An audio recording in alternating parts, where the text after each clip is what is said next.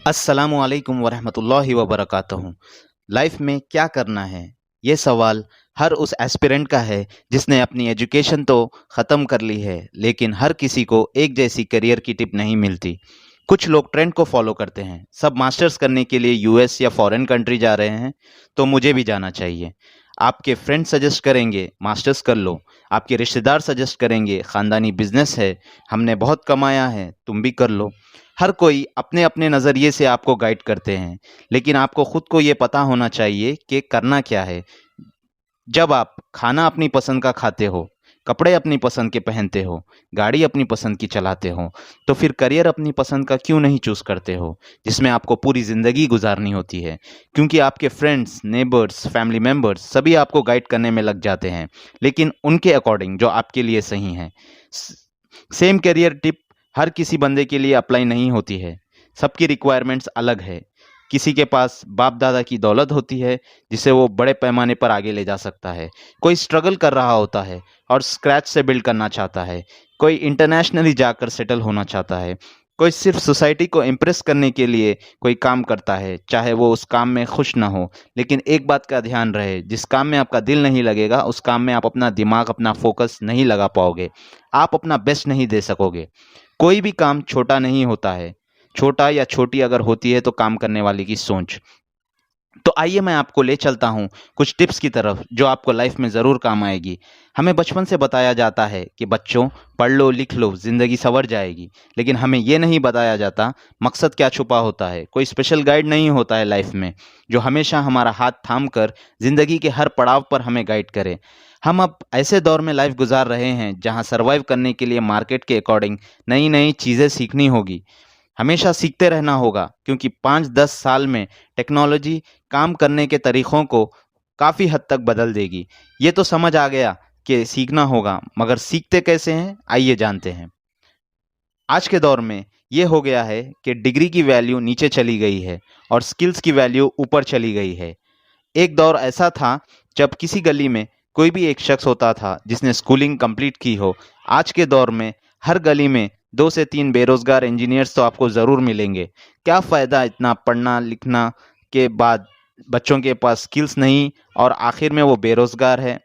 Degree लेकर जो बंदे बैठे हुए हैं उनके पास बेरोज़गारी है, और जो हैंड्स ऑन एक्सपीरियंस लेकर बंदा है उसके पास काम इतना है कि संभाला नहीं जा रहा।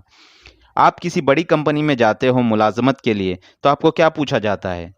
सही कहा, एक्सपीरियंस। जबकि आपके पास इतने सालों की पढ़ाई मौजूद है, फिर क्यों एक्सपीरियंस पर एचआर की तवज्जो होती है?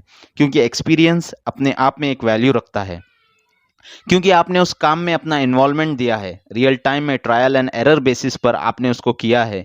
इसलिए कंपनी जो आपको हायर करेगी वो आपके प्रीवियस एक्सपीरियंसेस के बेसिस पर आप पर इन्वेस्ट करती है। वो कहते हैं ना, जिंदगी उम्र नहीं तजुर्बा देखती है। तो चलिए मैं आपको बताता हूँ लर्निंग का प्रोसेस कैसे कंप्लीट होता है। लर्निंग कंप्लीट होती है थियरी और प्रैक्टिस से। थियरी क्या होता है? थियरी वो है जो आपको किताबों से पढ़कर सीखते हैं। प्रैक्टिकल नॉलेज ये है कि आपने जो भी सीखा है उसे आप प्रैक्टिस करते हो, उसको समझकर करते हो, और जो आपने सीखा हो उसे एक्सपीरियंस करते हो रियल टाइम में। हमारा जो एजुकेशन सिस्टम है इंडिया में वो प्रैक्टिकल नॉलेज कम देता है और थियोरिटिकल नॉलेज ज़्यादा देता है। मैं हर एजुकेशन सिस्टम की बात नहीं कर रहा हूँ, लेकिन तकरीबन जितने भी टीचिंग इंस्टीट्यूशंस हैं हर कोई थियोरी पर बेस्ड लर्निंग ही देते हैं। आज मैं आपके सामने थियोरिटिकल नॉलेज और प्रैक्टिकल नॉलेज का डिफरेंस बताने जा रहा हूँ। मान लो हम बाइक राइडिंग सीखते हैं और 2 साल तक हम राइडिंग नहीं करते हैं, फिर भी हम राइडिंग करना नहीं भूलते, क्योंकि हमने उसको रियल टाइम में सीखा है। वही अगर बाइक राइड करने के लिए सिर्फ वीडियोस देखते रहो, किताबें पढ़ते रहो, आप रियल टाइम में बाइक राइड करना सीख ही नहीं पाओगे जब तक आप उसको प्रैक्टिकली ना कर लो। इसलिए सीखने में 2 किस्म हैं, देखकर सीखना और करके सीखना। देखकर कोई भी उतना अच्छी तरीके से नहीं सीख सकते हैं जितना रियल टाइम में उसे करके सीख सकते हैं।